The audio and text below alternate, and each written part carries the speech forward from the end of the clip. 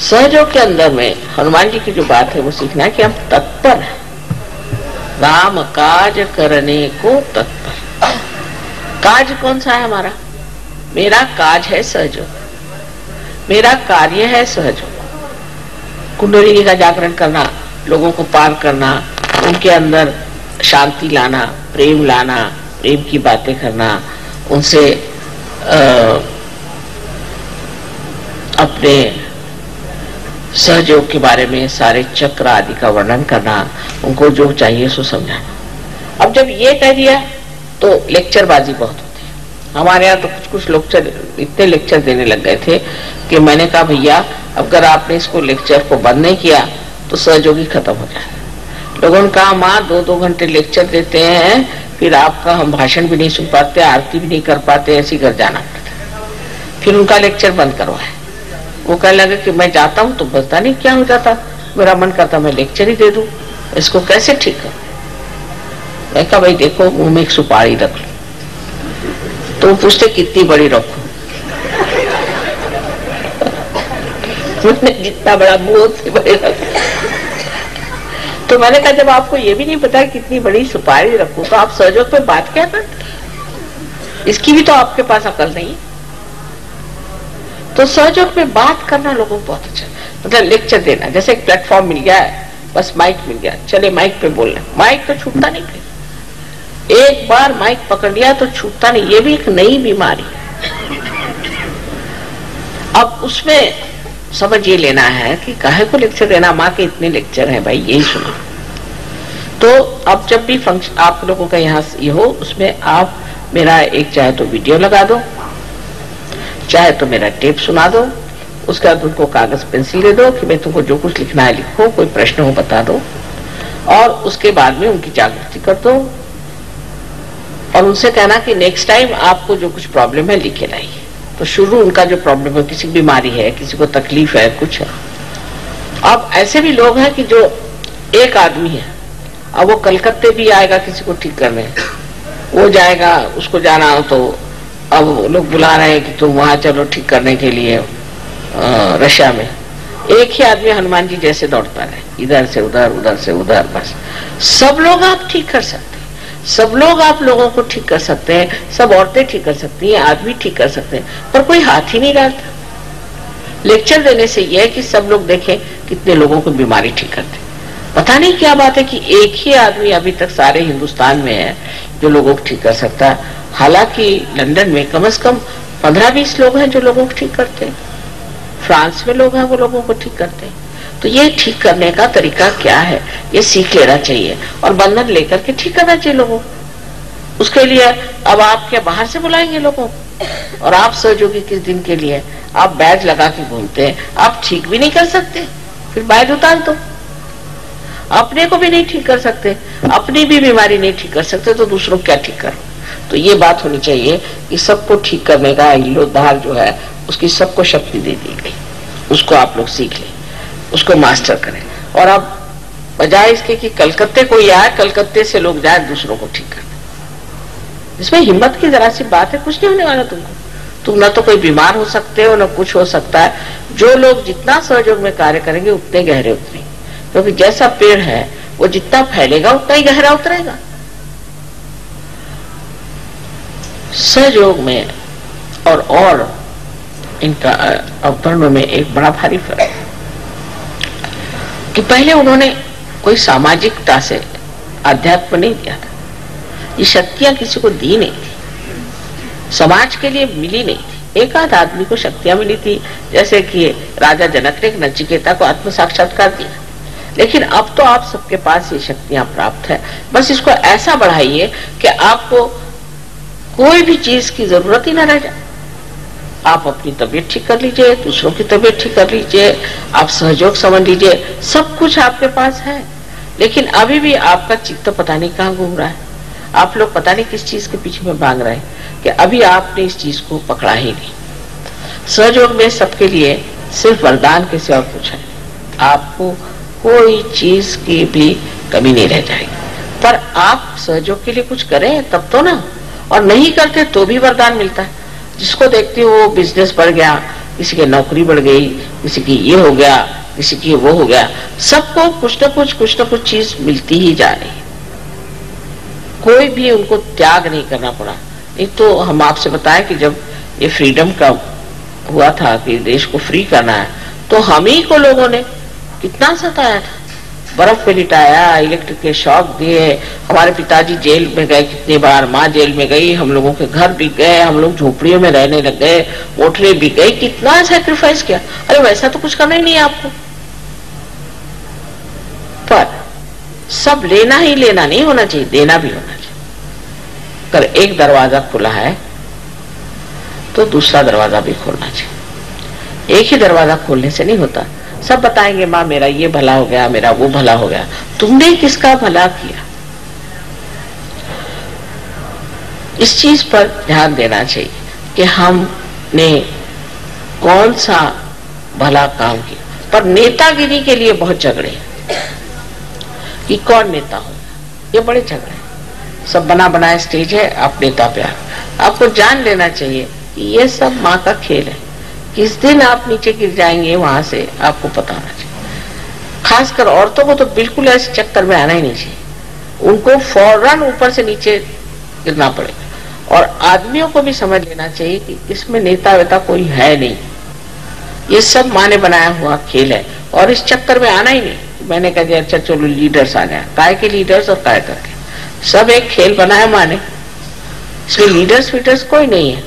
सिर्फ यह है कि देखा जा रहा है कि आप कितना तौल सकते हो। अगर आपके अहंकार चढ़ गया तो गए आप,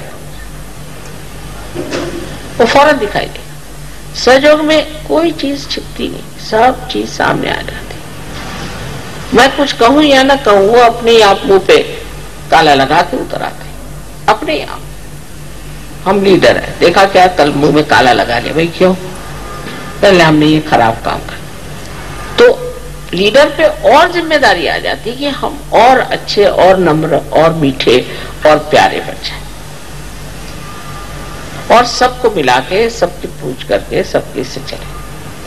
अब ये सब चीजें आज रामचंद्र जी के विशेष दिवस पर हमें मानना चाहिए कि उन्होंने जो कुछ भी जीवन में करके दिखाया, उसका कुछ भी अंश हम करके दिखाया तो माँ के जीवन को भी चार चांद लग जाएंगे।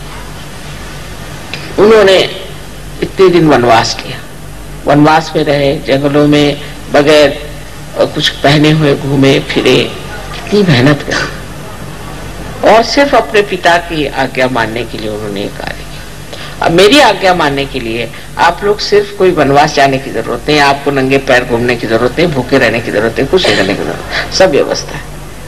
लेकिन सहयोग में आपको लोगों को ठीक करना आना चाहिए, लोगों की बीमारियां ठीक करनी आनी चाहिए, और आपको सहयोग के बारे में सब कुछ मालूम होना चाहिए। और सबसे बड़ी जाननी चाहिए चीज कि सहयोग ये प्रेम है, ये प्रेम की शक्ति जो कार्य कराती और कोई नहीं, और उसी से सब लोगों का भला हो सकता है। ये कोई एक आदमी के लिए नहीं है, एक विशेष लोगों के लिए नहीं है, ये कोई एक देश के लिए नहीं है, ये है सारे विश्व के लिए। तो एक ये भी देखना चाहिए कि हमारा चित्त कैसा है, कहाँ जाता है, बार बार करके हमारा चित्त जाता है, उसको चित्त को निरोध करना चाहिए, रोकना चाहिए, उसमें आत्मा की शक्ति पूरी तरह से भरनी चाहिए, और मनुष्य को एकाग्र होकर के हर कार्य को करना चाहिए। भक्ति भाव से, प्रेम से अगर जो करेगा वो बहुत गहरा उतरेगा, और नहीं तो ऐसे ही कचरा बहुत होता है, और कचरे का जो अंत होता है वो भी आप जानते हैं। तो आपको अगर कचरा बनना है और आप अपने को बहुत विशेष समझ रहे हैं कि हम बड़े अच्छे हैं, हम तो ये कर लेते वो कर लेते, तो पहली चीज है कि नम्रता रखो, मेरे प्रति नहीं सबके प्रति नम्रता से बात करो और प्रेम से बात करो।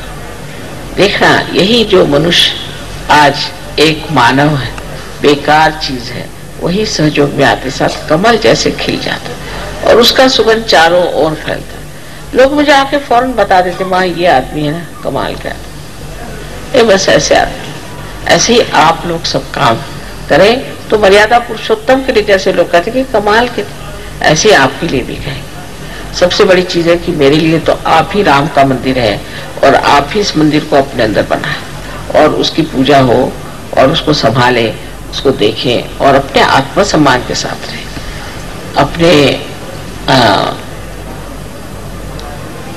आत्म साक्षात्कार का पूरा फायदा भी उठा रहे और उसी के साथ उसकी पूरी इज्जत और उसके प्रति भक्ति होनी चाहिए कि अब हम आत्म साक्षात्कारी, हम ऐसे कैसे कर सकते, हम योगी हैं, हम नहीं कर सकते, हमसे नहीं हो सकता, ये गलत काम। और आप देखिए कि एकदम आशीर्वाद उसी के साथ आ जाए,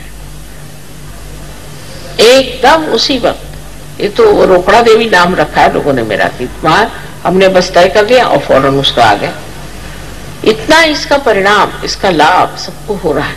सिर्फ उस लाभ के अनुसार आप भी दुनिया को लाभ दें, जैसे कि श्री राम ने अपनी सारी शक्तियां इसमें लगा दी कि जन का हित हो, संसार में एक आदर्श पुरुष की एक मूर्ति बन जाए जिसको लोग देखें।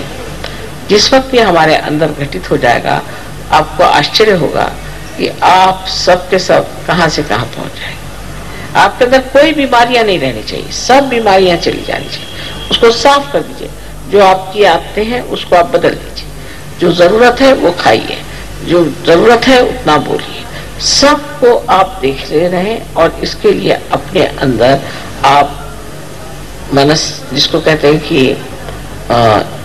इंट्रोस्पेक्शन, अपने और देखना, अपने और देखना, अंतर निरीक्षण, जिसको कि देखते रहना, क्या करा मैं, कि ये क्यों करा, मैं वो क्यों करा, मुझे क्या करने की जरूरत है, इसकी कोई जरूरत नहीं, मैं सच हूं, मैं ऐसा क्यों करा, मेरा ये कहां जा रहा दिमाग, रुक जाओ। पूरी समय इस तरह करने से ही आप ध्यान में हो जाएंगे और स्वयं आपकी कुंडलिनी इससे बहुत संतुष्ट होकर और आपको ऐसा आनंद प्रदान करे कि आप कहेंगे माँ ये क्या मिल गया हमको। लेकिन जब आप इसमें फिसल पड़िएगा फिर आप जानिएगा ये चीज क्या है। बस इसमें फिसल पड़ना है, तभी तक की थोड़ी बहुत मेहनत है। आज मैंने कहा था कि रामचंद्र जी का तो 12 बजे जन्म हुआ था, तो आराम से ही पूजा होने दो और ठीक हो रहा है। इसमें रामचंद्र जी की पूजा में तो कोई खास काम नहीं है और बहुत लंबी चौड़ी पूजा भी नहीं है, लेकिन इसमें समझने की जरूर बात है, क्योंकि वो मनुष्य स्वरूप थे और मनुष्य स्वरूप जो है वो अपने अंदर जो मनुष्यता है, जिससे हम चीज को समझते हैं, इससे हमारे बुद्धि में, हमारे जिज्ञासा में और हमारे विचारों में परिवर्तन आ जाए, वो चीज श्री राम है। उन्हीं के माध्यम से हमारे विचार बदल सकते हैं, उन्हीं के माध्यम से हमारा स्वभाव बदल सकता है, क्योंकि हमारे लिए एक वो आदर्श है। उनके आदर्श तक पहुंचने के बाद ही दूसरे आप आदर्शों तक पहुंच सकते हैं, क्योंकि वो मनुष्य का आदर्श है। कितनी बड़ी चीज है कि परमात्मा मनुष्य बनकर इस संसार में आए कि इनके लिए हम आदर्श बन जाए और सब विपत्तियां उठाए, सब आफतें उठाए, दिखाने के लिए कि कोई सी भी विपत्ति और आफत आती है, मनुष्य को अपना धर्म नहीं छोड़ना चाहिए, विश्व धर्म नहीं छोड़ना चाहिए और अपना योग है उसमें बने रहना चाहिए।